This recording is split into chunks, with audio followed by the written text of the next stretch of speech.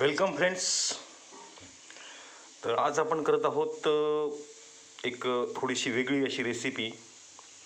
ती म्हणजे पत्ता कोबीची टिक्की, कोबी टिक्की.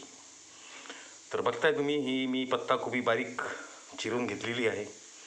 आता यामध्ये आपल्याला जेवढ्या काही भाज्या आहेत आपल्याकडं त्या सगळ्या आपण त्यात मिक्स करू. त्याच्यानंतर उकडलेला बटाटा, त्यानंतर कॉर्नफ्लॉवरचं पीठ आणि तांदळाचं पीठ, कोथिंबीर, मिरची, आलं लसूण पेस्ट आणि त्याचा एक मस्तपैकी गोळा करून घेणार आहोत. बघत राहा अकूज किचन. फ्रेंड्स, मी कोबी आता या मिक्सरच्या भांड्यात घेतलेली आहे. सोबत 3-4 मिरच्या आहे. थोडी मी कोथिंबीर पण टाकतो. ह्याला बारीक आपण मिक्सरमध्ये करून घेऊ. नंतर मग घरात जे मी आहे भाज्या ते सगळं मी ह्याच्यामध्ये मिक्स करून घेणार आहे. बघत राहा अकूज किचन.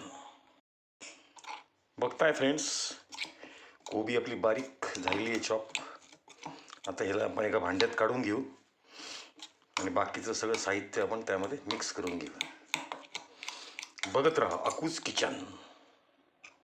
फ्रेंड्स, आपले सर्व भाज्या मी एकत्र केलेल्या आहेत. ह्याच्यामध्ये आपल्याला आता हा उकडलेला बटाटासुद्धा आपल्याला घालायचा आहे. याला मी कट करून घेतो. चांगला स्मॅश करायचा आहे त्याला. आणि मग आपण ह्याच्यात कॉर्नफ्लॉवर आणि थोडंसं तांदळाचं पीठ टाकू. बघत राहा अकूज किचन. ओवा जिरा टाकू आपण, ओवा जिरा. त्याच्यानंतर चवीपुरतं मीठ आणि लसूण अद्रकची पेस्ट. हे मी रेडीमेडच टाकणार आहे. आणि नंतर ह्याला चांगलं मिक्स करून घेऊया. बघत राहा अकूज किचन. ह्याला चांगलं आता मिक्स करून घेऊया. बटाट्याच्या बिलकुल गाठी राहायला नाही पाहिजे. बटाटा चांगला स्मॅश करून घ्यायचा आहे आपल्याला. फ्रेंड्स, फायनली आपलं पीठ जे आहे ते तयार झालेलं आहे. ह्याला आपण सेट होण्यासाठी 10 मिनटं ठेवूया. नंतर त्याचे आपण व्यवस्थित असे वेगळ्या शेपमध्ये काहीतरी असे त्याचे आपण आकार करून त्याचे पण ते टिक्की म्हणा किंवा पकोडे म्हणा, अजून ह्याला नाव अजून फिक्स केलेलं नाही आहे मी. तर आपण ते तयार करून घेऊया. तोपर्यंत बघत राहा अकूज किचन. मस्त खा आणि स्वस्त राहा आणि बघत राहा अकूज किचन. फ्रेंड्स, बघताय मी या पिठाच्या अशा गोल गोल लाटी असं केलेल्या आहेत. चपटे हातावरच केले आहेत अशा दाबून त्याला. तर चला ह्याला आपण फ्राय करून बघूया.